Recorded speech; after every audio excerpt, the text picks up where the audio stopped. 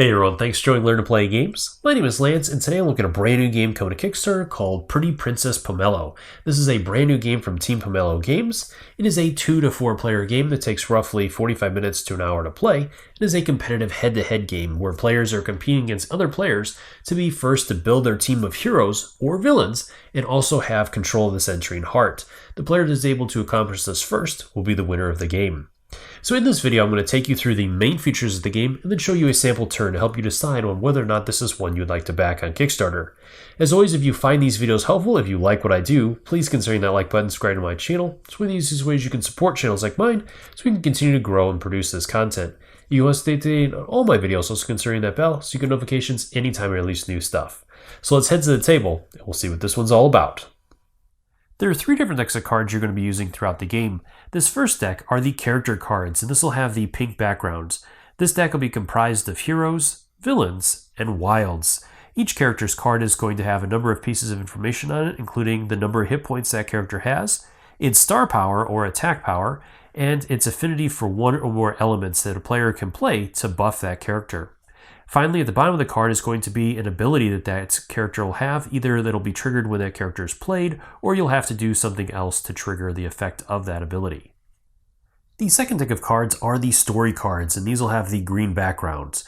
This deck is going to be comprised of 2 different types of cards. You'll have gear cards, which you can equip 1 gear card to each character, and these will provide all kinds of different bonuses, including boosting their stats or decreasing their stats, depending upon the type of hero or villain it is in the card, and other effects that'll be triggered. Then you'll also have plot cards, and these will be played on the player's turn and have all kinds of different effects, including drawing additional cards or being able to search the deck for other cards, being able to play additional characters, and all kinds of other things. And the final deck of cards are the power cards. These will have the orange background, and this deck is also going to be comprised of 2 different types of cards.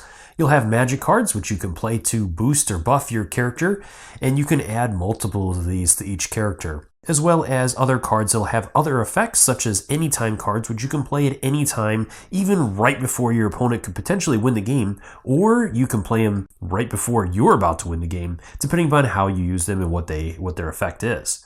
You'll also find element cards in there that you can play on a character as long as it has the same element's affinity, and it'll carry out the effects at the bottom of that card. There'll also be transmute element magic cards that you can use, so you can use any element with any character. The game is going to end immediately when one of the players meets the endgame condition, which is to construct a team of heroes or villains based on the number of players. In a 2-player game, you'll need a team of 5. In a 3-player game, you'll need a team of 4. And in a 4-player game, you'll need a team of 3. Plus, you also have to control the Citirine Hearts, which will be equipped to one of your heroes or villains at that point in time. Once you've accomplished this, the game is over immediately and that player has won. So next, let's go ahead and take a look at a sample player turn. So first off, at the beginning of the game, each player is going to receive a number of cards from each deck. You're going to get 1 pink card, 2 green cards, and 3 orange cards. From there, then it's going to move in a clockwise manner with 1 player starting the game. That player is going to choose and draw 2 cards from a selection of the decks. You can draw 2 from 1 or 1 from a couple of different ones. So I'm going to go ahead and take another pink card so I can get another character, and I will take a green card. From there, then it's going to move into my turn. During my turn, I can choose to play 1 character, and then I can also choose to play any number of the story cards and power cards. So let's see what I have here. I have the hero, and then I picked up a second hero here. So I have those 2 to choose from, and then I do have a gear card. I have a couple of different plot cards that could help me out, and a couple of magic cards and an element card. So with those cards that I have, let's go ahead and start off by playing a hero. So I could either choose to play a villain, or I have a hero. So they're both about the same. They both need fire, so I can't do anything with those, but okay, so let's go ahead and play the hero first, as the villain has a nice ability that could come into handy. I do have a card that lets me play another character, so I could choose to play the second one if I play that card, but I'm going to hold off with that. I do have a gear card, so I am going to choose to equip that to my character. So this one will let me equip to a character, and each time this character defeats another character, I get to draw a card, which is really handy. The rest of these cards, I do have a star power card, so I'll go ahead and equip that. So that now that gives my character 1 additional SP. Now I do have to discard that once the character performs an attack, and I can stack that. So if I end up getting additional star power cards, I can also play those. And that is pretty much it for my turn. I can choose to attack an opponent if I can defeat their character, which I have to have my star power equal to or greater than their HP in order to defeat them. And that would end my turn immediately. Now, I don't have anybody to attack at this point, so I'm not going to do that. And then finally, at the end of your turn, you have to make sure you have a hand of 10 or less cards. So I have 5 cards in my hand right now, so I'm okay with that. And it's ready to move on to the next player to take their turn.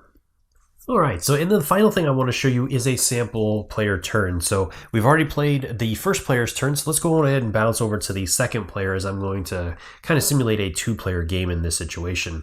We'll play a couple of these turns and show you a little bit more how this works. So moving into my other player's turn, first off, that player has to choose to draw a card. So again, that player is also going to take a pink, and I think I'll take another power card as well. All right, so first off, let's go ahead and play a villain here. So I'll play that character there. So she's got 3 hearts and 3 power. So that's pretty good. I can actually, well, not quite yet, but I do have some stuff here I can boost her up. So I can go ahead and give her another star power.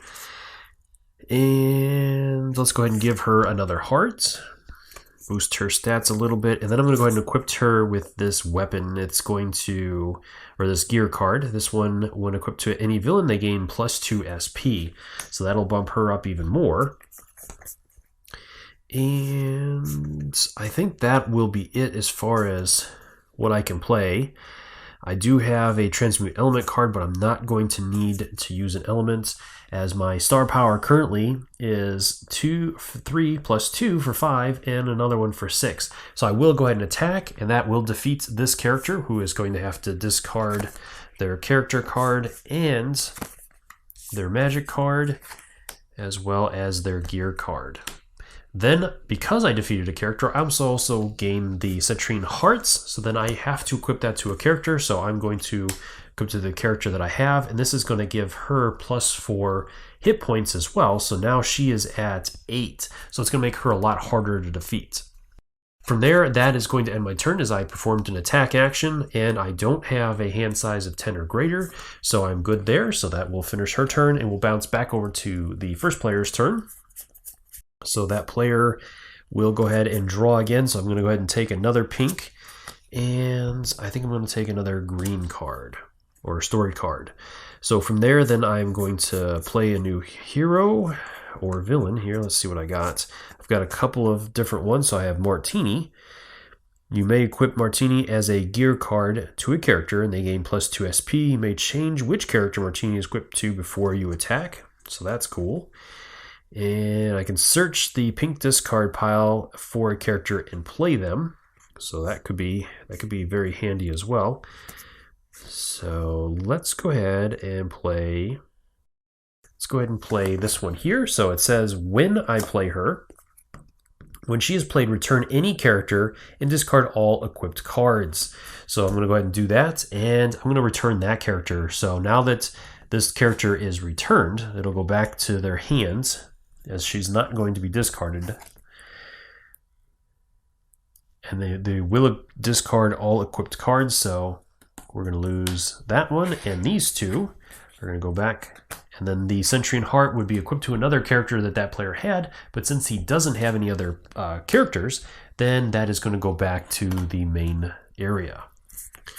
From there, I will go ahead and play Miraculous Resurrection. That'll bring my other character back, as she's the only one in the discard pile. And I will go ahead and play a cute Fred, a new power. So this is going to allow me to play another character. So now all of a sudden I have 3 characters out, doing really well. And I think that will be it, as I don't have anybody else to attack. So I'm going to go ahead and end my turn there. And it's going to continue going back and forth until one of those players meets the endgame conditions, which again with a 2-player game is that you must have a team of 5 heroes or villains, not a mix of, so like right now I have 1 hero and 2 villains here, but there are cards that will let you change alliances on there, so I could move the hero into a villains category to make it 3 villains. But once one of my players has 5 villains or heroes and they control the Citirine Heart, they're going to win immediately. And there's a lot of different cards and things that you can play to change those outcomes quite dramatically, including anytime cards that you can pop down at the last minute when a player thinks that they're going to win. You can play one of those cards, maybe eliminating one of their characters, taking them back into their hands, or a number of other effects. So that's going to keep you on your toes as you play through. Well, I hope you found this video helpful. If you have any questions or comments, leave those in the comments section below and I'll do my best to answer them. Or swing by the Kickstarter's main page and drop any questions you have there as well. I'm sure the creators would love to hear from you and are more than happy to answer any questions you have. As always, thank you so much for taking the time to watch my videos and leave me feedback on them. I do really appreciate it and take into account everything you say to make the best possible videos. Until next time, I'll see you later.